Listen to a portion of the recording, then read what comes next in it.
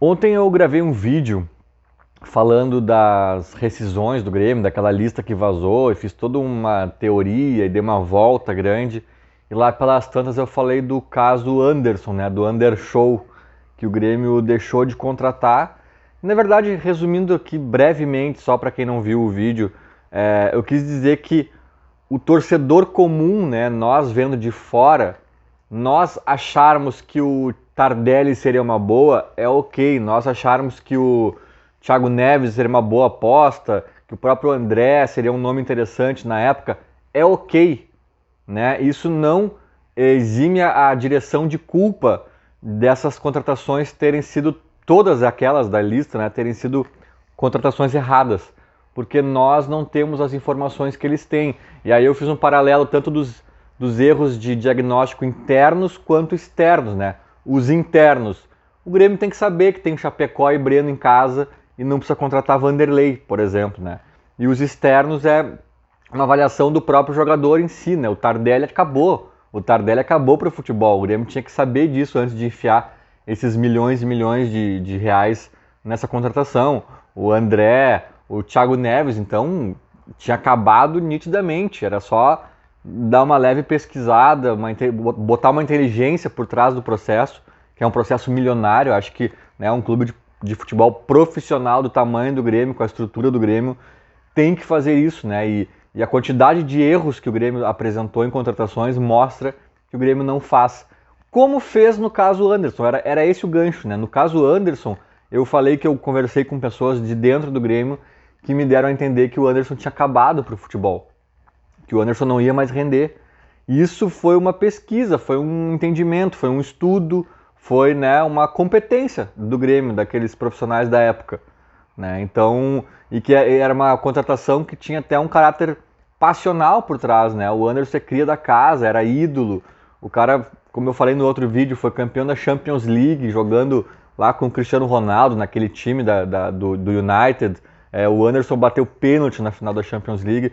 Ele tinha até um cartaz maior do que esses caras aí que a gente está falando, Tardelli e companhia, e tinha um vínculo afetivo com o clube. E mesmo assim o Grêmio disse não, né? Pela questão do valor do salário, tempo de contrato e pelo entendimento que o clube tinha na época. O Grêmio de hoje contrataria o Anderson, cometeria esse erro que eu, Lucas, teria cometido também lá em 2015, né? Vendo de fora, sem as informações necessárias. Então, eu fiz toda essa análise, todo esse paralelo no vídeo anterior, e muita gente respondeu nos comentários e falou comigo também, até em outros canais. Ah, eu entendi o que tu quis dizer, né? Quer dizer que o Anderson é igual o nosso Douglas Costa de 2021, é o Anderson de 2015, né? Que a direção de agora teria contratado o Anderson equivocadamente, mas não fez isso, né? Mas em 2021 fez com o Douglas Costa. Primeiro, não foi a minha intenção fazer qualquer paralelo entre os dois nomes, né? Acho que eu usei ali um termo do bom filho a casa torna para falar do Anderson, que foi um termo muito utilizado para o Douglas Costa, mas eu acho que é só essa semelhança, sabe? É um guri que era daqui, saiu para o mundo e voltou. No caso do Anderson não voltou, né? Mas se tivesse voltado, seria essa a grande semelhança. Mas assim, gente, vamos lá. Eu sei que o Douglas Costa, até o momento, tá constrangedor, assim, tá mais do que frustrante, né? A gente tinha uma expectativa e ela não tá nem perto de ser cumprida. Eu sei disso. Mas eu ainda não coloco os dois na mesma prateleira. Talvez daqui a um ano, lá em setembro de 2022, a gente possa olhar para trás e dizer, cara, que erro foi ter contratado o Douglas Costa. Pode ser, eu não descarto essa hipótese. Inclusive, eu acho que a gente está caminhando para isso. Mas eu ainda tenho uma esperança de que a chave vai virar, sabe? Eu acho que ele teve muito azar também. Ele entrou num time bagunçado. Eu lembro que a estreia dele foi antecipada em muitos jogos, em virtude talvez do drama do Grêmio na tabela. Eu lembro que ali onde ele casou, mais ou menos, a época que ele casou, era para ele estar estreando por ali. E ele já tinha jogado vários jogos antes, tanto é que ele virou um desfalque na época, sabe? Por quê? Por questão de ritmo, questão de pegar no tranco, ele estava muito tempo parado, então as coisas foram antecipadas, talvez até a direção para se blindar, né? Ah, olha aí, ó, pagando o salário do Douglas Costa, o cara não joga. Talvez até para isso, para aliviar essa pressão, eles anteciparam a estreia dele. E isso é comprometedor. O cara entrou em campo totalmente sem ritmo, sabe? Totalmente sem ritmo. Isso não é piada, isso não é desculpinha de boleiro. O ritmo faz toda a diferença. O cara, a perna, o cérebro manda e a perna não vai, sabe? E aí quando ele começou a querer engrenar, lesão.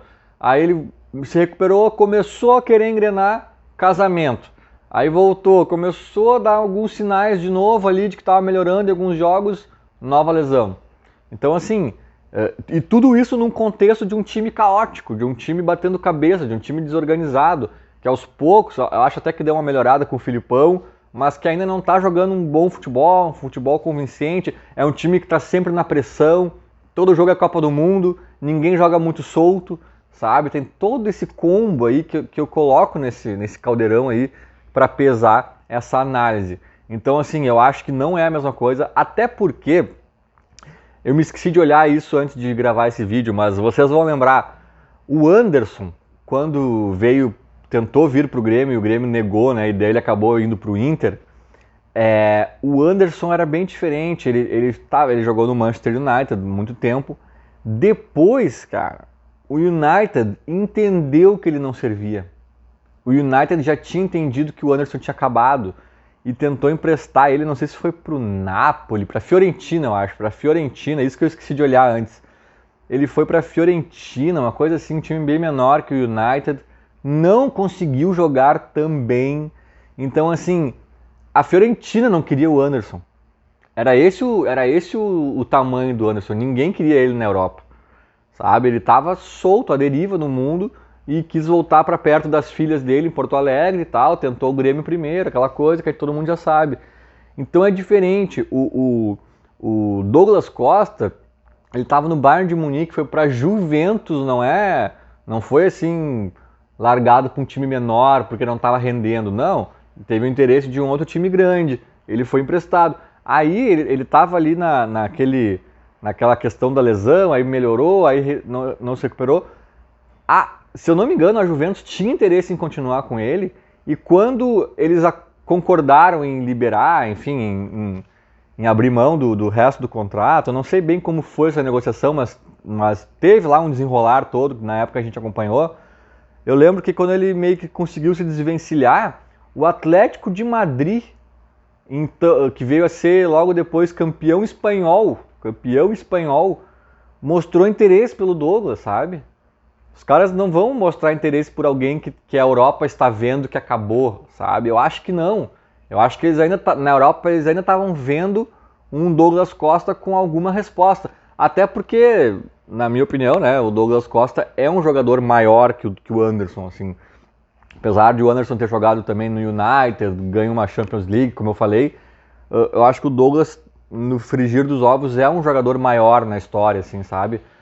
Enfim, eu sei que ele tinha ainda mercado bom lá fora, e abriu mão dessas fortunas aí para jogar no Grêmio.